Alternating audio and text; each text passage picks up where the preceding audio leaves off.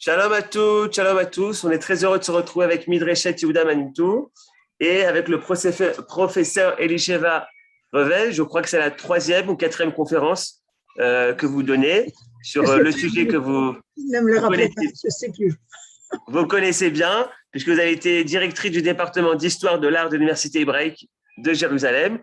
Et on va vous écouter aujourd'hui sur ce fameux rêve, puisqu'on est dans les parachiotes qui parlent du rêve de Jacob. Voilà, professeur Elisheva Revel, c'est à vous pour Midreshet Yehuda Manitou. Merci Yohan, merci Odile. Ce que nous allons faire ce soir, c'est l'inverse de ce que nous avons fait jusqu'à présent, c'est-à-dire que nous prenons maintenant un texte et nous essayons de voir comment il a été traduit en images.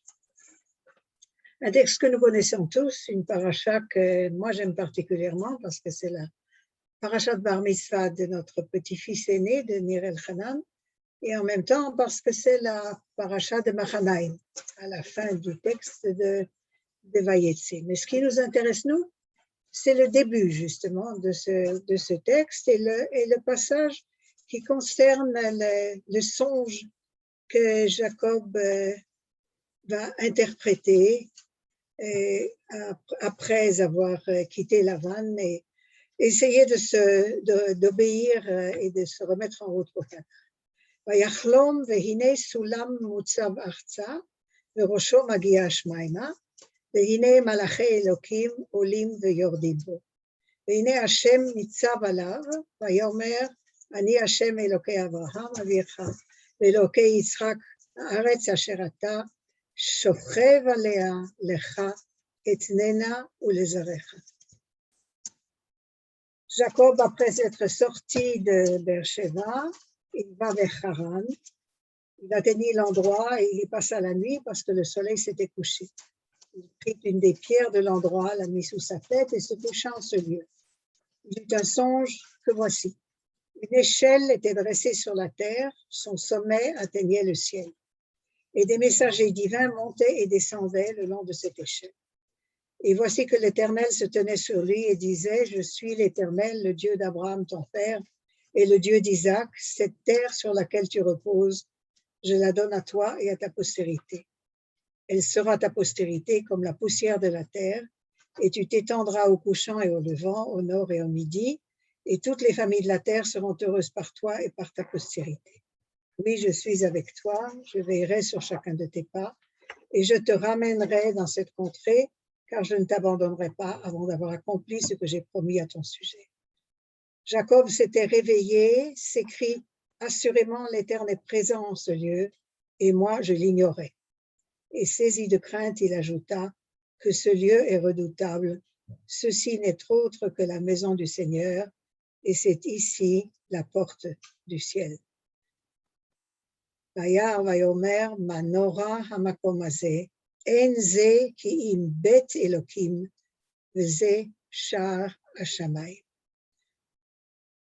En fait, ce texte biblique qui paraît être parfaitement clair est extrêmement compliqué quand il s'agit de le traduire en images. Deux problèmes s'y posent, celui d'un rêve, une échelle avec malachim, des anges qui montent et qui descendent, et celui de la traduction de la bat kol, de la parole divine. Et nous allons voir ensemble comment les artistes juifs et puis chrétiens ont essayé de mettre en traduction visuelle ce texte difficile. Je voudrais maintenant, avant de commencer, vous lire un texte que Odile connaît mieux que moi et sur lequel nous avons travaillé toutes les deux il y a quelques années, d'un article, d'une dracha du rabbin Daniel Gottlieb, Zechon Tzadikim Livracha, de son livre Promenade posthume dans mes œuvres en tume, à la page 170. L'une des images les plus éclairantes qui permettent de saisir le phénomène de la prière juive est celle de l'échelle perçue en rêve par Jacob.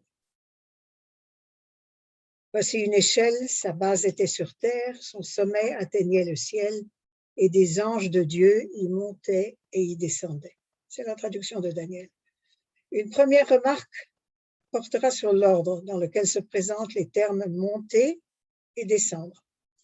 Sans aborder le problème de l'existence des anges ou de leur fonction, on a l'habitude de considérer, même dans des textes du Sidour tels que la Kdusha, que le lieu de leur résidence se situe dans les hauteurs célestes.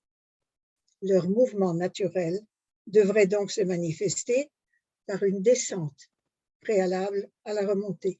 Ils descendraient du ciel pour se retrouver sur la terre. Or, le texte dit « Malachim olim veyordim » Parmi les explications traditionnelles qui accompagnent ce verset, je citerai celle qui rappelle que le pied de l'échelle était posé sur la terre, ou plus précisément sur la terre d'Israël. Or, le déplacement qui conduit un homme d'une terre étrangère vers la terre d'Israël s'appelle Aliyah, comme pour dire qu'il s'agit d'une montée, d'une élévation dans un sens spirituel et non géographique. L'application du terme Aliyah au déplacement des anges qui quittent le ciel pour venir sur la terre d'Israël indique que la venue sur la terre d'Israël est considérée comme une ascension, comme une élévation, quel que soit le lieu de départ. La sainteté de la terre d'Israël est supérieure à celle des cieux. Dans la vision de Jacob, il y avait des anges, entre guillemets. Le terme hébreu malach, traduit ici par ange, est ambigu. Il peut désigner aussi bien des anges au sens courant de ce terme que des émissaires, des messagers. Cette ambiguïté n'est pas fortuite. La fonction du messager consiste à porter un message d'une personne à une autre, donc à établir un contact, un lien entre deux êtres géographiquement séparés. Le fait que le même mot désigne un messager et un ange nous apprend en passant que toute action qui rapproche deux êtres est considérée comme angélique, c'est-à-dire portant la marque du divin. Tout ce qui établit un contact entre deux êtres peut être désigné en hébreu par le terme de malach. Il peut s'agir de messagers humains exerçant une fonction d'ange, comme il peut s'agir d'anges, mais sans forcer le sens des termes. On peut introduire sous le même vocable d'autres éléments qui remplissent la même fonction. Ainsi, la vision de l'échelle de Jacob donne-t-elle une image très concrète de la prière juive. Les anges qui y montaient et qui y descendaient sont comme les mots qui circulent dans les situations liturgiques. Dans un premier temps, les anges montent. Selon l'interprétation que nous avez donnée précédemment, ils vont des cieux à la terre, ils portent à l'homme la parole divine. Ensuite seulement, les mots retournent à Dieu et lui transmettent les sentiments et les souhaits des hommes. Maintenant, il nous faut envisager ce qui se passe quand un artiste, un peintre, est mis en face de cette portion de l'histoire biblique. Et vous vous rappelez, quand nous avons commencé ensemble bien souvent par Dura Europos, c'est encore et toujours et jusqu'à ce jour la première preuve d'une explication visuelle du texte biblique par des images. Et on trouve l'image de Jacob et des anges dans ce coin de la partie est du mur de Dura Europos, très simplement dessiné. Il y a là un homme allongé sur un mur de pierre et deux personnages, dont on n'arrive plus très bien à savoir s'il y en a un qui monte ou l'autre qui descend, mais ils sont sur une échelle. Ils portent les vêtements de tous les personnages de Dura Europos. Rien ne les distingue des autres. Rien en fait des anges. Et cette même interprétation est reprise un tout petit peu plus tard dans le temps, au IVe siècle, cette fois par des artistes dont nous ne savons pas jusqu'à aujourd'hui s'ils étaient juifs ou s'ils étaient chrétiens. La catacombe de la Via Latina à Rome, qui date du début du IVe siècle, contient à la fois des thèmes bibliques de ce que les chrétiens appellent l'Ancien Testament, de notre Tanakh, des thèmes du Nouveau Testament, de l'histoire de Jésus, et encore des thèmes païens, et notamment un cycle d'Hercule, qui est considéré comme un des dieux de la mythologie grecque. Et là, on voit cette interprétation qui est pratiquement la même que celle de Dura Europos. Un homme couché sur des pierres qui regarde du côté d'une échelle inclinée entre la terre et une portion de ciel dont il reste une couleur bleue dans la partie supérieure de l'image, et deux petits bonshommes, qu'encore une fois, rien ne distingue d'autres bonshommes, dont l'un a l'air de monter parce qu'il est tourné vers le haut, il lève la main, et l'autre lève la main vers la descente, et ses pieds sont en train de se dégager de l'échelle. Rien ne nous dit qui sont ces personnages autrement que des messagers. Le texte de Daniel peut être utilisé comme la base de l'image de Dora Europos et celle de la catacombe de la Via Latina. Nous avançons un peu dans le temps et nous allons jusqu'au 8e siècle de l'ère chrétienne, dans un ivoire qui fait partie d'une caisse où on contenait des reliques, qui se trouve dans la cathédrale de Salerne en Italie. Et là, on voit déjà que l'artiste a pris un parti. Le parti de représenter Jacob comme quelqu'un qui n'est pas tellement confortablement couché sur des pierres. Il incline la tête, il est plutôt dans la position du fœtus dans l'utérus. Et les deux personnages qui grimpent à l'échelle, l'un des deux, celui qui est en haut, attrape le disque qui est celui du soleil et à l'intérieur duquel se trouvent des étoiles. Il est cette fois muni d'ailes, une grande aile que l'on voit dans son dos, celui du dessous qui a lui à nouveau des difficultés à descendre, il s'accroche à un des barreaux de l'échelle, mais il regarde vers le bas. Il a lui aussi une aile. Or, les ailes des anges font partie de l'interprétation chrétienne du terme hébraïque malach, et qui est en grec, dans le grec de la Septante, angelos. Angelos est à la fois un ange et, comme en hébreu, un messager.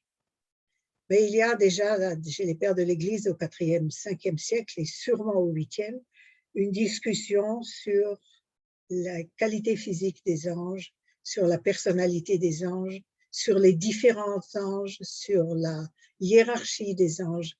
Et leurs ailes sont toujours un élément essentiel de leur apparition. Vous avez remarqué que nous avons sauté de l'art juif à l'art chrétien. Et pas sans raison. Je vous ai expliqué dans une des conférences précédentes que l'art juif se synchronisait avec le développement des Bate Knesset. Les mosaïques, les sculptures dans les Bate Knesset, les sculptures architecturales, ont souvent des images. Nous avons vu Tzipori, nous avons vu Bet Alpha, nous avons vu Ramat Feria, mais dans aucune de ces mosaïques, dans aucun de ces chapiteaux, nous n'avons trouvé la scène de Songe de Jacob, la scène de l'échelle. Nous devons donc nous contenter de quelques traductions chrétiennes des premiers siècles avec ce thème qui, pour une raison que nous allons comprendre un tout petit peu plus bas, ne parle pas de façon confortable à l'artiste qui doit décorer un bâtiment juif. Nous avons ici un exemple, par hasard en noir et blanc, mais il est en couleur aussi, d'une série de manuscrits chrétiens, grecs, c'est-à-dire des manuscrits de la Septante, qui sont un cumul de textes qui n'est pas celui du canon biblique. C'est le Chumash, Yoshua, Shoftim, Verut. Ça fait un octateuque, c'est-à-dire 8 livres pour le monde chrétien, et ils sont illustrés ensemble. En ce qui concerne notre scène, en dehors du fait que Jacob a changé de côté et qu'il ressemble plus à un des personnages mythologiques du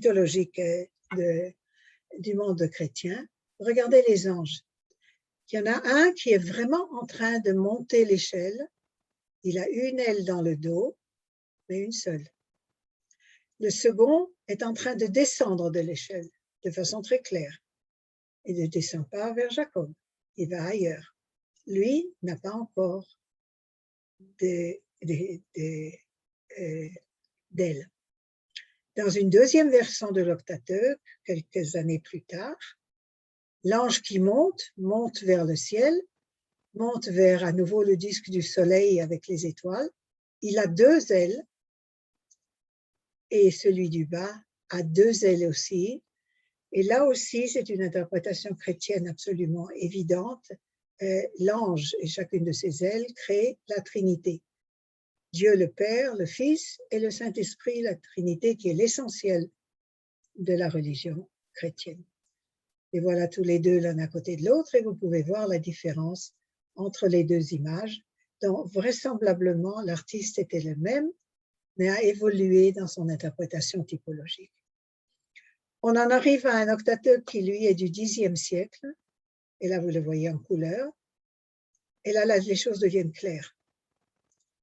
Trois anges, la Trinité, les mêmes trois anges qui se sont présentés chez Abraham à l'entrée de sa tente pour lui annoncer la naissance d'Isaac.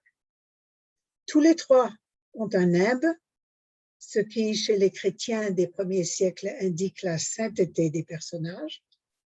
C'est d'ailleurs le cas pour Jacob aussi. Aucun de ces trois personnages, dont on n'arrive pas très bien comment ils arriveront à se débrouiller, il y en a un qui monte, il y en a un qui remonte d'en bas, et il y en a qui est au milieu qui veut descendre, ils vont finir par créer un accident de la route. Mais ce qui les intéresse, c'est d'aller trouver en haut de l'échelle, non pas le soleil et les étoiles, non pas le monde céleste, mais Jésus lui-même, le personnage que nous reconnaissons maintenant depuis quelques siècles, 4e, 5e siècle, avec son nimbe qui incarne clairement l'interprétation du songe de Jacob en quelque chose qui est l'archétype de ce que la chrétienté veut prouver. Il paraît évident que dans ces 10, 11e siècles de l'art médiéval, les artistes n'ont pas encore choisi leur façon de représenter les anges. Un livre de Bereshit qui se trouve à Millstatt, à Klagenfurt en Allemagne, qui est allemand cette fois, et pas byzantin, représente lui encore des anges avec le même problème de circulation, mais sans ailes. Ce qui reste, c'est le visage de Jésus, dont vous avez ici un agrandissement avec le nimbe cruciforme. Et donc la catégorisation chrétienne est claire. Pourquoi je continue à vous promener dans le monde chrétien, je ne vous montre pas autre chose. Parce qu'entre le dernier Beth Knesset, en terre d'Israël, que celui de le pavement de mosaïque de Jéricho du 7e siècle, qui a été retrouvé, qui se trouve maintenant dans la partie palestinienne de la mer Morte, et entre ce 7e siècle sur terre d'Israël et le 13e siècle de l'Europe, il n'y a rien dans l'archive. La guerre des images à Byzance, qui a divisé le monde chrétien en deux, entre orthodoxes chrétiens grecs et les chrétiens romains de l'Europe, a empêché le monde juif d'utiliser l'art, de crainte qu'ils soient accusés d'être des idolâtres, ce qu'ils ont été de toute façon, par les deux côtés, par ceux qui voulaient les images et ceux qui ne les voulaient pas dans le monde chrétien. Cette lutte s'est ajoutée au passage du monde arabe dans la terre d'Israël et à la suppression totale des images figuratives d'hommes par le monde musulman. Là encore, et avant même les problèmes chrétiens, les Juifs n'utilisent plus d'images. Et la première fois que nous retrouvons des images juives, c'est entre le XIIe et le XIIIe siècle, sur les pages d'ouverture, les pages de garde de 27 Bibles, dont 25 sont sfarades et 2 sont ashkénazes. Avant même le texte de Bereshit, des pages qui sont comme celle-là, 2 pages qui traitent uniquement du Beth Amikdash et de ses objets. Dans ces Chumashim, on ne trouvera pas d'images figuratives à l'intérieur.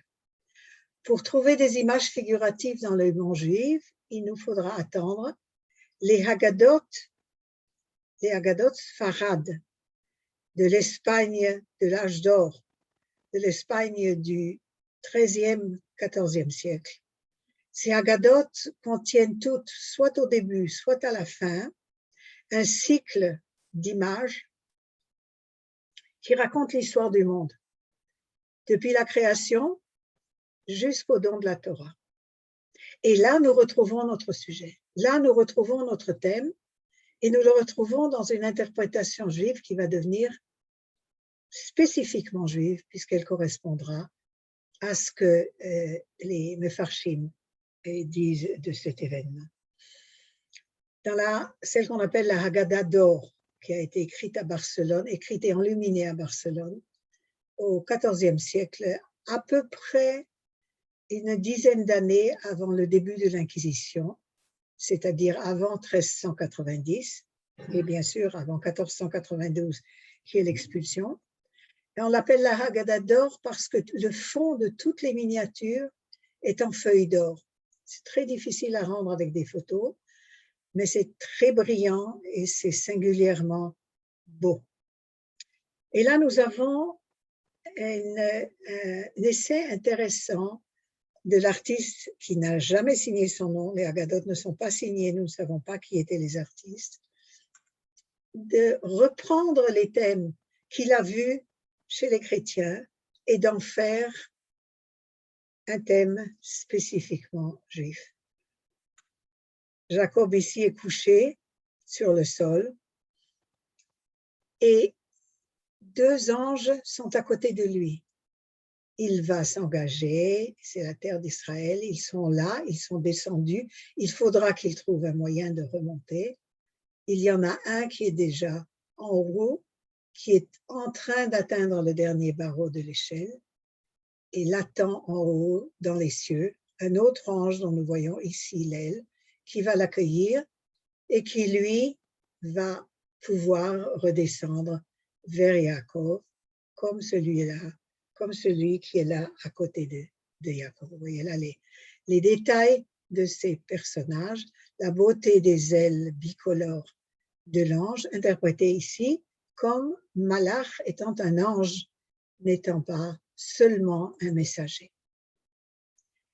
De façon beaucoup plus claire, l'artiste qui a enluminé la Haggadah de Sarajevo, qui vient d'être republiée en fac-similé et qui est absolument splendide, de façon tout à fait particulière à l'interprétation juive. D'abord, Yaakov s'y trouve 2 fois. Une fois, il est couché. Une autre fois, il prépare l'autel de Bethel après avoir entendu la voix divine. Il est représenté comme un juif espagnol de l'époque, avec la tête couverte et un manteau qui recouvre ses épaules. Mais regardez les anges. Regardez ces anges dont l'un monte, vous le verrez mieux sur cette image, l'un monte et l'autre descend. Ses mains sont tournées vers le bas. Tous 2 ont des ailes, mais pas des ailes dans le dos. Ils ont des ailes qui couvrent leur visage. Et cela parce qu'ils montent au ciel, où on ne voit personne qu'un nuage. Ils montent au ciel et ils pourront contempler la Shrina. Or, ils se cachent les yeux. Même pour les anges, la Shrina n'est pas regardable. Ils montent et ils descendent, ils ont à accomplir leur travail, ils ont à emporter la prière de Jacob, mais eux ont les yeux cachés. C'est le seul motif d'anges qui cachent leurs yeux que nous connaissons dans l'art, pas seulement dans l'art juif et pas seulement dans l'art chrétien, mais dans toutes les interprétations, y compris modernes, du songe de Jacob. Dans cette échelle qui traverse l'image est utilisée chez les chrétiens depuis les premiers siècles pour la fameuse image de la Pietà de la descente de Jésus de la croix. On retrouve des dizaines et des centaines d'images de ce genre. On la retrouve aussi, cette échelle, sur une merveilleuse page d'une Bible du XIIIe siècle qui se trouve à Londres, qui est une Bible dont l'origine est dans le monde de français et allemand en Europe. C'est une page qui est divisée par des motifs architecturaux en trois images. La première, c'est l'arrivée des 3 anges chez Abraham, qui les fait asseoir, qui leur donne à manger, et on voit ici Sarah dans l'ouverture de la tente qui les entend annoncer qu'elle va devenir enceinte. La suite de l'histoire est ici. Yaakov, la tête couverte du bonnet des Juifs allemands, est allongé sur des pierres et ici, il jette de l'huile sur les pierres qu'il a transformées en autel. Et dans le coin ici, on trouve la scène, la suite de cette histoire, la scène du sacrifice d'Isaac, ici Isaac et ici Abraham. Mais ce qui est intéressant, c'est cela. Les anges qui montent et qui descendent, l'un qui est devant, l'autre qui est derrière, ils se bousculent, ils ne savent pas très bien dans quel ordre se font les choses. Vous allez tout de suite voir un détail. Voilà, 2 anges, les ailes entremêlées, c'est la même chose à l'étage du dessous. Et Jésus qui tient avec à 2 mains ce qu'on appelle dans le monde de l'art un phylactère. On utilise le même terme pour des tefilines, ce qui est une erreur. Ego sum Deus Bethel, je suis le Dieu de Bethel, ubi Christi, où Jésus est apparu. Alors là, maintenant, on sait très bien ce à quoi on s'attend. On est devenu une interprétation totale du songe de Jacob par les chrétiens dans un sens christologique. Mais il y a d'autres interprétations chez les chrétiens de la même façon. Et c'est assez intéressant de voir de quelle manière l'échelle de Jacob va devenir personnalisée. Il y a un père de l'Église grecque qui s'appelle Johannes Climacus. Climax en grec, ça veut dire échelle. Alors il s'est donné le nom du livre qu'il allait écrire. Son livre s'appelle L'échelle céleste. Vous voyez là un extrait en anglais parce que le livre n'a jamais été traduit en français, à plus forte raison pas en hébreu, où il compare écrire un livre comme le livre sur l'échelle céleste, c'est la même chose que ce que Moshe a fait quand il a écrit sur les tablettes. Parce que cela permet la vision du monde spirituel et cela guide ceux qui en sont encore à prendre l'ascension de l'échelle. Johannes Climacus était un évêque à Sainte-Catherine dans le Sinaï. On le voit représenté ici. Là, ce sont ces moines, pas des anges, ce sont ces moines qui sortent de l'église et qui montent jusqu'aux cieux. Il suffit de faire partie du groupe des moines de Climacès pour avoir droit à l'arrivée dans le monde divin. En effet, il dit dans un autre passage, et tous ceux qui s'empressent d'aller écrire leur nom dans le livre de la vie, dans les cieux, ce livre leur donnera une base ferme comme une échelle qui les mènera du monde de la terre au monde des saints, dont le sommet est l'amour, et ça, c'est l'amour divin. Et là, l'interprétation est de nouveau différente. Il y a effectivement ces petits moines qui sont là, mais les anges descendent maintenant pour venir les chercher. Ils les tirent par la main, ils leur font monter l'échelle, qui a beaucoup plus de barreaux qu'elle avait avant, elle est beaucoup plus difficile à grimper. C'est tout ce que les moines doivent faire pour réussir à arriver auprès de Jésus. Ça peut vous paraître bizarre, mais l'enseignement du clergé dans le monde byzantin est une chose essentielle dans la patrologie grecque, dans la théologie moralisante. Et dans la liturgie de l'Église chrétienne orthodoxe, on trouve des textes comme par exemple celui de ce qu'on appelle le Kontakion, c'est à peu près l'équivalent de la Kedusha chez nous. Et il est comparé ici à une icône, c'est-à-dire à un tableau qui a été lui aussi fait à Sainte-Catherine dans le Sinaï. On voit en bas les évêques, dont Johannes Climacus, en haut les moines, accolés les uns aux autres, qui se poussent et se tirent, derrière, encore une fois, l'évêque de Sainte-Catherine en blanc et Climacus, et tout le long du chemin, des petits diables noirs tirent sur les malheureux moines des flèches pour les obliger à tomber au sol et ne pas arriver au ciel. Parce que c'est dit le Kontakion, c'est parce que c'est une échelle qui mène de la terre aux cieux et qui nous amène la gloire des âmes de ceux qui t'ont vénéré, s'adresse à Jésus, avec une véritable foi. Qui arrive le premier? C'est monsieur Johannes Climacus. Il montre le chemin à ses moines, mais lui, il est déjà arrivé. Jésus lui tend la main, vous voyez là le détail, et la main de Climacus est levée. Ça se trouve à peu près partout dans les scènes du jugement dernier où agissent des tas de petits anges qui tirent dans toutes les directions les malheureux qui n'arrivent pas en haut. Il y a un autre type d'interprétation vers le XIVe siècle qui est assez intéressant parce qu'il nous mène vers une direction différente de celle de la glorification des évêques ou des pères de l'Église. Cette fois, la liturgie parle de Marie, de la mère de Jésus. Dans la petite église de Kariye Cami à Istanbul, il y a un cycle de la vie de Marie.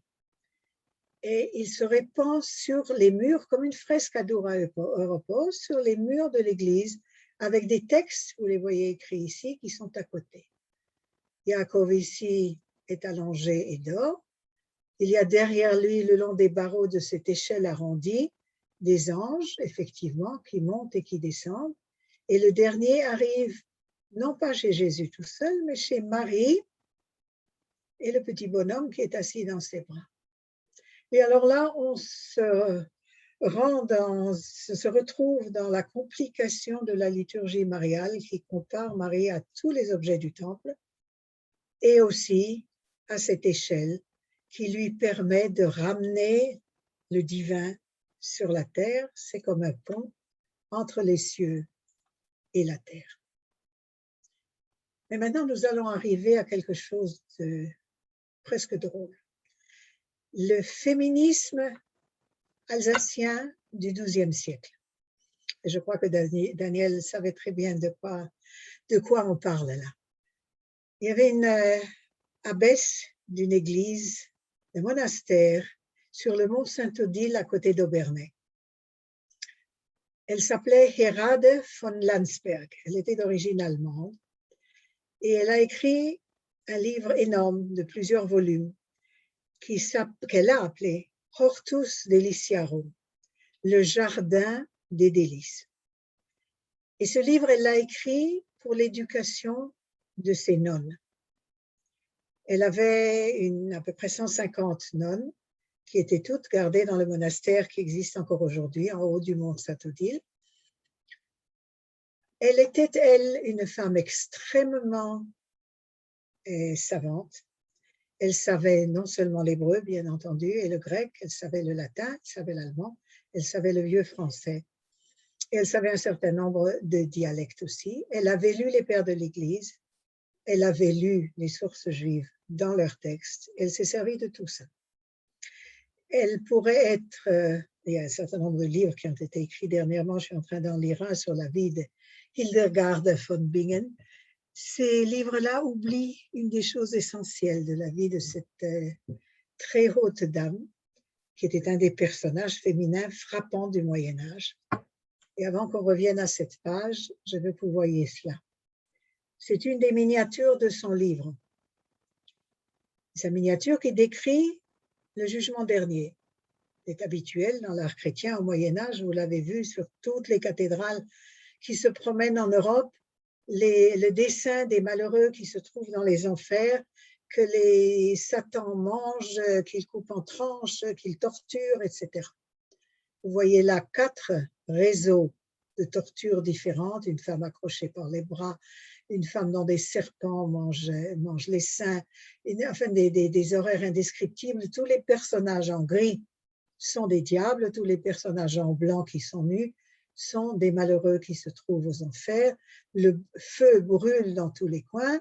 Là en bas, Lucifer est en train de recevoir un damné, mais nous allons nous concentrer sur ce registre. Et si vous regardez bien, vous voyez ici, dans ce chaudron accroché par une chaîne de fer, au-dessus d'un feu qui brûle dans toutes les directions, des personnages nus portés par des diables, mais qui, eux, portent ce qui, au XIIe siècle, de Hérard de von Landenberg, est le chapeau que les Juifs sont obligés de poser, de garder sur leur tête. Dans le décret du 4e concile de Latéran en 1214, qui oblige les Juifs à porter un signe de reconnaissance pour qu'on les distingue dans les rues et que les chrétiens puissent s'éloigner des Juifs. Les hommes des chapeaux pointus, le Judenhut, les femmes des clochettes au bout de leurs vêtements pour qu'on les entende arriver. Mais il ne suffit pas à Hérard de von Landsberg de les représenter que tels. Les manuscrits juifs de cette époque-là représentent aussi des Juifs avec des chapeaux de ce genre, parce que ça faisait partie de leur quotidien. Mais ils sont en train de bouillir dans le chaudron de l'enfer. Et pour qu'on ne s'y trompe pas, elle a écrit, ou elle a fait écrire, sur le chaudron, Judei, les Juifs. Par conséquent, cette femme si merveilleuse, cette intellectuelle féministe, qui consacre tant de temps à l'éducation de ces nonnes, qui était vraisemblablement une belle femme, nous la voyons ici tout en haut de l'échelle, était une antisémite notoire, claire, et qui se servait de thèmes de l'iconographie chrétienne pour propager le message anti-juif. Dans cette page compliquée, nous voyons, et nous verrons les détails les uns après les autres, l'échelle doit permettre d'atteindre la couronne de la vie éternelle, et ici, corona vitae, Hérode reçoit la couronne de la vie éternelle. Derrière elle, il y a des nonnes, et il y a des moines, et il y a des diables avec des flèches, et on peut voir de façon claire tous les étages, si vous voulez, de cette ascension. Les anges sont très beaux. Ils ont des nimbes, des ailes absolument magnifiques. Cette échelle signifie l'ascension des vertus et de l'exercice religieux de la sainteté qui permet d'acquérir la couronne de la vie éternelle. Par conséquent, il faut des vertus, l'exercice de la sainteté, et il faut passer par là pour acquérir la vie éternelle. Cette fois, c'est très clair ce que les participants à cette aventure doivent faire. Et il arrive d'être, vous voyez, c'est écrit en gras, touché par les flèches des diables, et alors ils doivent tomber, ils sont séduits et tirés vers le bas par les désirs terre à terre, et ils tombent misérablement. Et on voit un paysan, on va le voir un petit peu plus loin, ici un moine, il est caché par les photos, un moine qui avait des désirs de femme, il se presse vers un lit. Il y en a un autre qui a un sac plein d'argent.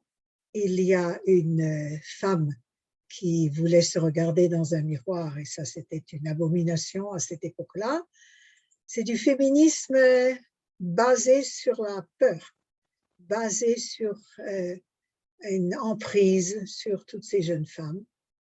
qui doivent faire pénitence et peut-être, c'est la seule phrase optimiste, de tous ceux qui sont tombés de l'échelle, le Seigneur, quand ils auront fait tchouva, pourra peut-être leur donner la possibilité de recommencer à grimper.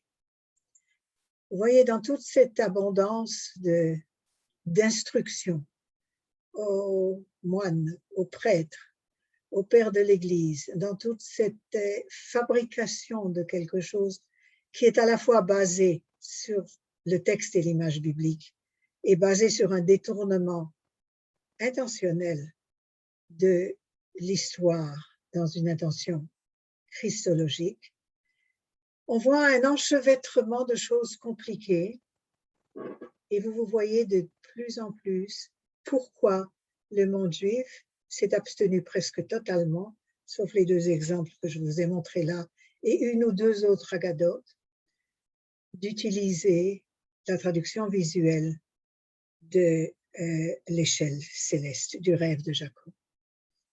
Par contre, avec la montée du protestantisme, du luthérianisme, du calvinisme, comme ici chez Rembrandt, l'image retrouve son calme, sa beauté, la sensation pénétrante que quelque chose se passe qui nous dépasse. Jacob est couché ici comme un simple paysan, son bâton à côté de lui. Deux anges, on ne voit même plus l'échelle, deux anges sont descendus et lui apportent la parole divine et vont le guider pour aller vers la terre d'Israël. Je voudrais envisager la dernière phase de l'interprétation juive du songe de Jacob. Nous sommes ici chez Chagall qui a traité fréquemment de l'image de l'échelle pour en faire un archétype du martyr des Juifs. L'échelle pour lui qui va de la terre au ciel est non seulement une prière, comme le disait Daniel, mais un cri de désespoir. On voit ici le village, le shtetl, qui brûle et dont se sauvent les gens. On voit ici le malheureux juif, la tête penchée, comme le personnage de Jésus dans l'art chrétien, avec une espèce de nuage derrière la tête qui rappelle le nimbe. Deux anges, un en haut, un en bas, sont moins occupés à monter et à descendre qu'à sonner du chauffard ici ou à essayer de se rejoindre et de faire quelque chose, pendant qu'un autre ange, cette fois avec 4 ailes, qui tient dans les mains une menorah, non pas une menorah à 7 branches, mais chez Chagall, la menorah à 6 branches, le nombre de Nispim dans la Shoah. Et il utilise ce thème fréquemment. Et derrière lui, ce qui va être dans les années 50 à 65 chez Chagall, son thème préféré, le juif crucifié. Un juif sur la croix, vous le voyez là derrière, nu dans le corps, le bas du corps est recouvert, comme chez Jésus, d'un tissu, mais cette fois c'est un talit. Et on ne le voit pas encore ici, mais sur les images plus tardives, pourquoi je m'accroche toujours ici, je ne sais pas, sur son front, il y a des tefilines. Chagall mêle ainsi les thèmes de l'horreur avec celui du rapport entre l'homme et Dieu, de la supplication, de la prière, et en même temps son cri d'horreur vers les chrétiens, le fait qu'ils ont en fait crucifié Jésus une deuxième fois en crucifiant 6 millions de Juifs dans les camps. Et il ne se contente pas de grands tableaux, il fait un certain nombre d'esquisses qui nous traduisent les différentes phases de sa réflexion sur un sujet qu'il a torturé pendant très longtemps, sur celui de l'échelle du songe de Jacob. Jacob est couché, de nouveau son bâton de berger. Deux anges montent vers le tétragramme l'un monte, l'autre descend, et il y en a un qui tombe. Et Chagall a vécu dans un passé, dans une atmosphère qui était celle du monde slave, de la Russie, qui connaissait l'art byzantin parfaitement. Le thème des anges qui tombent de l'échelle est pour lui un thème connu. Et les anges qui tombent de l'échelle sont ceux de l'échelle. Ce ne sont pas les moines, ils ne sont pas les nonnes d'Herade von Landsberg, ce ne sont pas les moines de Johannes Climacus. Ces anges-là sont les anges de la Bible. Ces anges-là sont ceux qui doivent faire le lien entre l'homme et Dieu, entre Dieu et l'homme. Et cet ange, le premier, il tombe, il s'écrase sur la terre. Un deuxième thème chez Chagall et un troisième thème chez Chagall. Ils ne sont pas moins poignants. Les trois anges, ils sont encore trois, comme il les a vus chez les chrétiens. Ils descendent, tous les trois maintenant. Il n'y en a plus aucun qui monte. Mais que se passe-t-il? Yaakov a disparu. Il y a un village ici. Yaakov s'en va avec son bâton de berger et avec sur son dos son sac de juif chassé de son village, avec son chapeau de juif russe, avec son dos courbé. Il quitte l'image. En fait, il dit à Dieu, tu m'envoies tes anges, mais moi je peux plus même plus les recevoir, je peux plus les voir. Je suis obligée de leur tourner le dos. Et la dernière image qui est la plus tardive chez lui, deux anges descendent. Un troisième personnage n'est pas l'ange qui tombe, mais le juif qui tombe. Et il tombe sur Yaakov, qui est en bas et qui dort et qui rêve. Et le juif qui tombe sur Yaakov va changer l'histoire du peuple juif. Et dans l'optique de Chagall, qui n'a jamais été un juif religieux, mais qui a été profondément, je ne peux même pas dire bouleversé, blessé, torturé par ce qui s'est passé et pour qui le monde de l'art a changé et a servi lui-même d'échelle entre la terre et le ciel, ce juif qui tombe et qui va s'écraser et qui va devenir un cadavre en pièces détachées, lui et Jacob sont la même personne. Le juif et le peuple juif sont les mêmes. En fait, il n'y a pas eu à la fin de la vie de Chagall un optimisme qui lui a permis de rechanger sa version du songe de Jacob.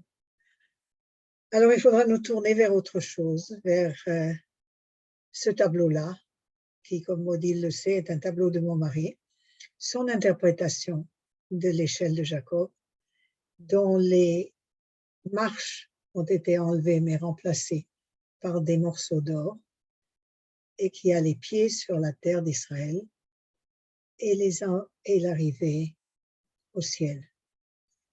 Je finis toujours avec quelque chose de personnel.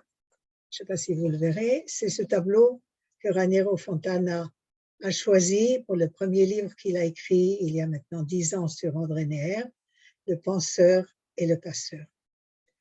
Et si vous vous promenez dans les rues de Jérusalem, vous verrez quelque chose de ce genre. C'est Sderot Herzog dans la direction de Malcha. Du côté droit de la route, il y a une échelle dont les marches, les unes après les autres, montent très haut jusqu'à nulle part. Bien sûr, elle n'atteint pas le ciel, mais elle ne s'arrête nulle part.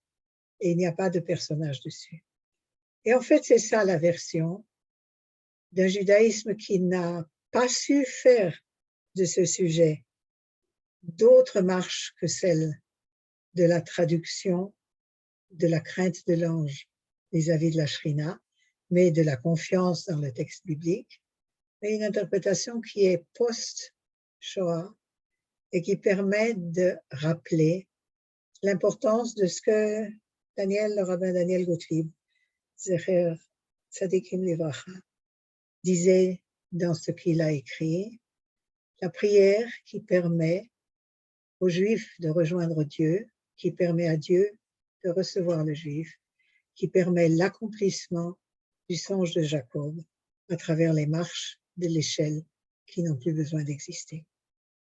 Merci de votre patience de cette traversée très large dans le monde chrétien, mais je soutiens qu'on ne peut pas vraiment comprendre l'art juif si on ne sait pas ce que de l'autre côté de la barrière, on a fait de nos idées, de nos textes, en nous les renvoyant à la figure et en nous obligeant à y répondre.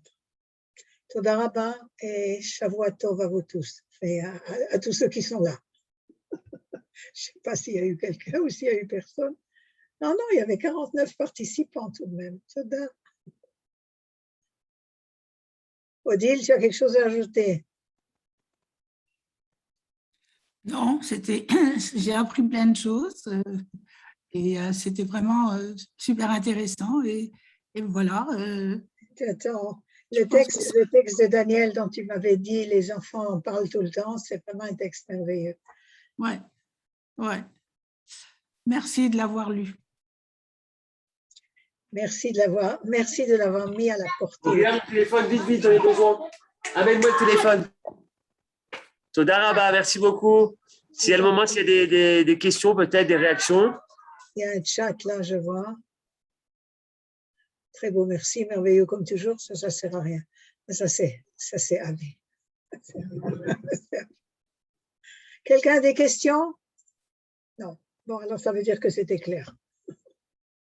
Donc, merci beaucoup à tous et bonne semaine. Merci beaucoup. Toda Rabba.